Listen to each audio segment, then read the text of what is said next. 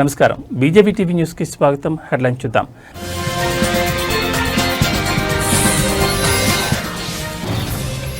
సుప్రీంకోర్టులో రేవంత్ రెడ్డికి ఊరట.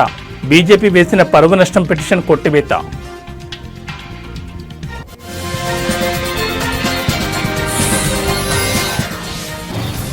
కొండారెడ్డిపల్లిలో హైడ్రా దూకుడు. సీఎం రేవంత్ ఇంటి కాంపౌండ్ కూల్చిన అధికారులు.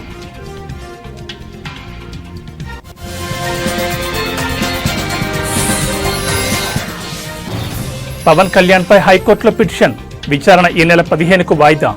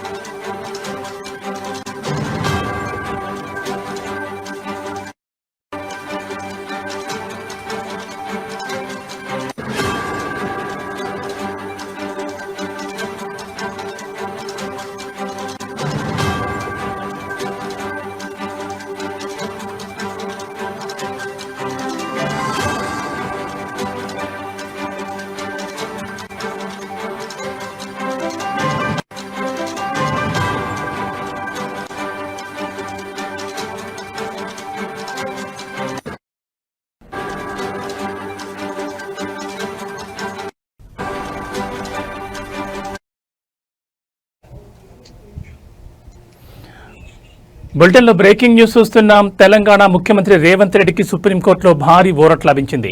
ఆయనపై తెలంగాణ బీజేపీ దాఖలు చేసిన పరువు నష్టం పిటిషన్ను సర్వోన్నత న్యాయస్థానం కొట్టివేసింది. అంతేకాకుండా రాజకీయ పోరాటాలకు న్యాయస్థానాలకు వేదికగా మార్చవద్దని బీజేపీకి గట్టిగా హితవు పలికింది. కేసును కొట్టివేసిన తర్వాత కూడా వాదనలు కొనసాగించే ప్రయత్నం చేసిన బీజేపీ తరపు న్యాయవాదిపై ప్రధాన న్యాయమూర్తి తీవ్ర అసహనం వ్యక్తం చేశారు. 10 లక్షల జరిమానా విధిస్తామని గట్టిగా హెచ్చరించారు.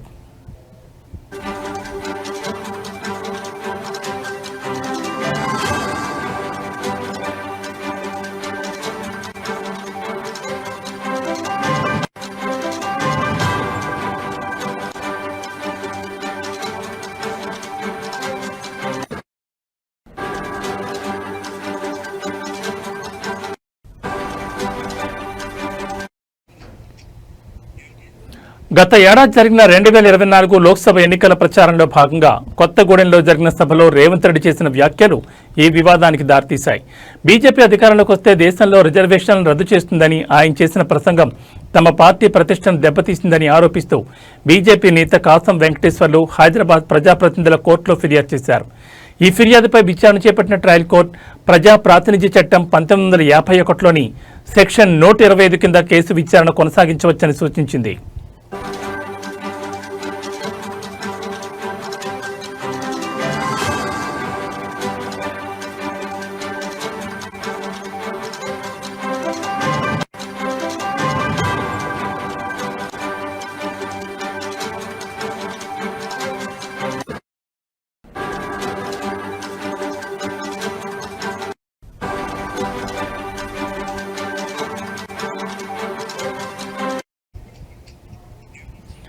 అయితే ట్రయల్ కోర్టు ఆదేశాలను రేవంత్ రెడ్డి తెలంగాణ హైకోర్టులో సవాల్ చేశారు.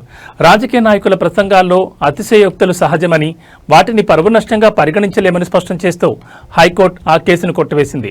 హైకోర్టు ఇచ్చిన ఈ తీర్పును సవాల్ చేస్తూ బీజేపీ సుప్రీంకోర్టును ఆశ్రయించింది. తాజాగా ఈ పిటిషన్పై విచారణ జరిపిన సుప్రీంకోర్టు రాజకీయాలను రాజకీయంగానే ఎదుర్కోవాలని స్పష్టం చేస్తూ బీజేపీ పిటిషన్ను తోసిపుచ్చింది. దీంతో ఈ కేసులో రేవంత్ రెడ్డికి పూర్తి ఊరట లభించినట్లయింది.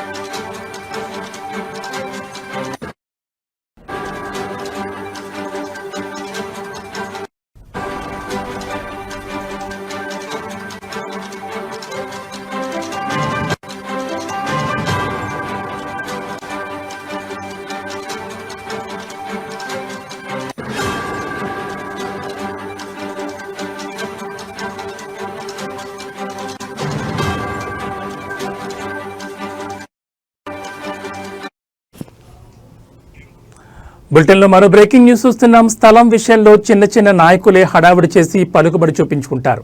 అధికారులకు వార్నింగ్లు ఇస్తూ ఉంటారు. ముఖ్యంగా ఇటీవల హైడ్రా అధికారులకు అనేక చోట్ల లోకల్ లీడర్లు అడ్డుపటాలు పలుకుబడి చూపించే ప్రయత్నాలు చేయడాలు అనేకం జరిగిన విషయం తెలిసిందే. ఇలాంటి తరుణంలో స్వయంగా ముఖ్యమంత్రి రేవంత్ రెడ్డి ఆదర్శంగా నిలిచే పనిచేశారు. రేవంత్ రెడ్డి స్వగ్రామమైన కొండారెడ్డిపల్లిలో రోడ్డు విస్తరణ కార్యక్రమంలో భాగంగా అధికారులు సీఎం ఇంటి కాంపౌండ్ను కూల్చేశారు.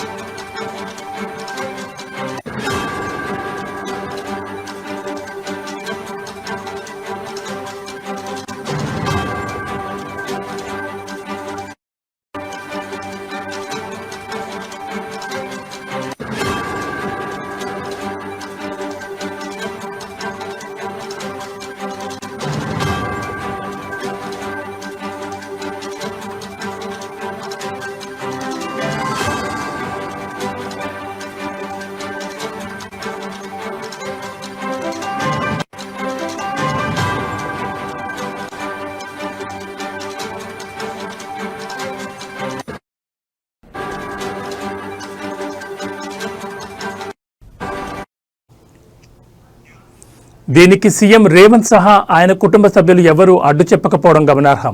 దీన్ని అక్కడే ఉన్న కొందరు ఫోటోలు వీడియోలు తీసి సోషల్ మీడియా వేదికగా పోస్ట్ చేశారు. అది గమనించిన నెటిజన్లు రేవంత్ రెడ్డిని ప్రశంసిస్తున్నారు. ఇదే రేవంత్ అన్నకు కేసీఆర్కు ఉన్న తేడా. సొంత ఇల్లు కాంపౌండ్ కూల్చినా సహకరించిన రేవంత్ రెడ్డి ఎక్కడ, ఫామ్ హౌస్ నుండి కాళేశ్వరం డిజైన్ మార్చిన కేసీఆర్ ఎక్కడని విమర్శలు చేస్తున్నారు.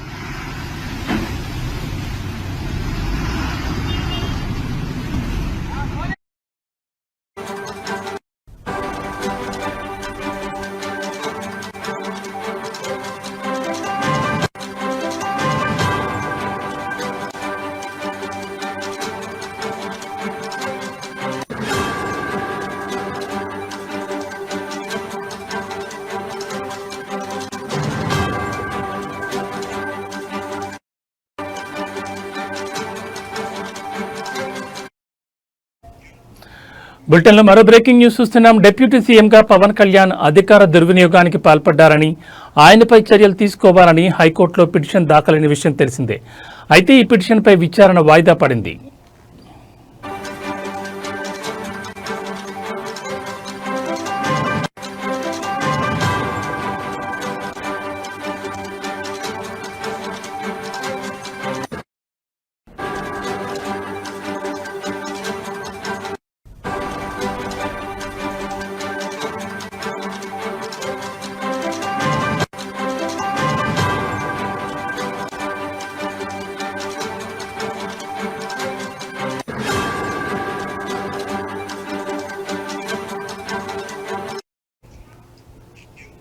కాగా పవన్ కళ్యాణ్ నటించిన హరిహర వీరమల్లు సినిమా విడుదలైన విషయం తెలిసిందే.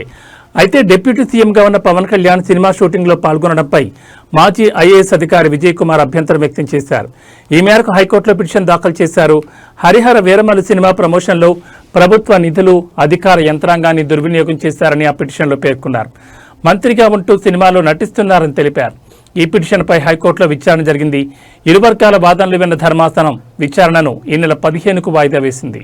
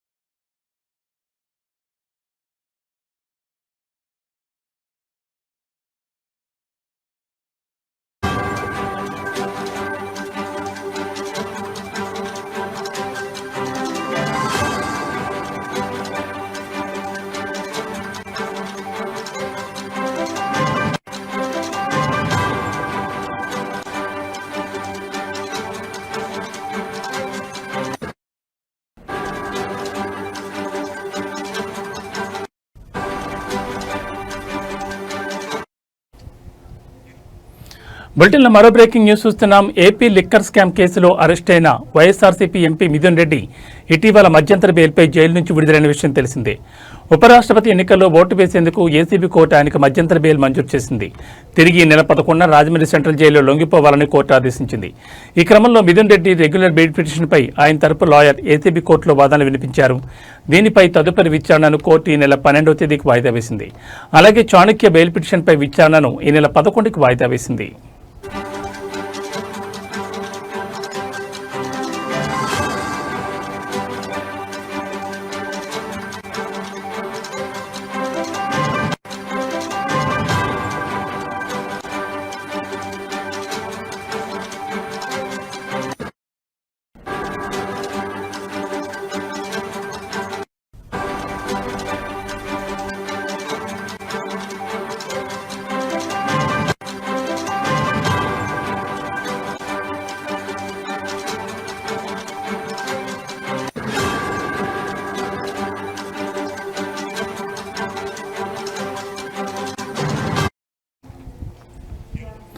మరోవైపు లిక్కర్ స్కామ్ కేసులో A31, A32, A33గా ఉన్న నిందితులు ధనంజయ రెడ్డి, కృష్ణమోహన్, బాలాజీ గోవిందప్పలకు ఏసీబీ కోర్టు రెగ్యులర్ బెయిల్ మంజూరు చేయగా ముగ్గురు జైలు నుంచి విడుదలయ్యారు.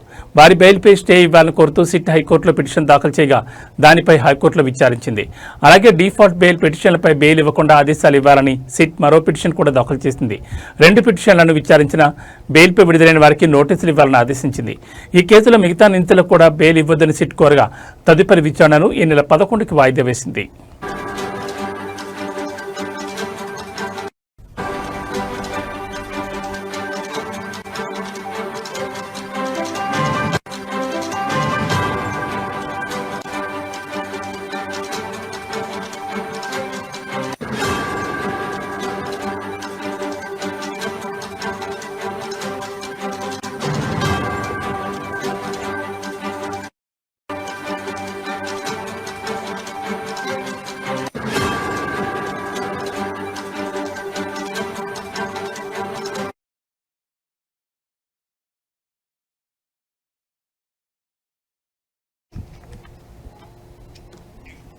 ఇవి బులెటిన్ విశేషాలు. మరో బులెటిన్లో మళ్ళీ కలుసుకుందాం. నమస్కారం.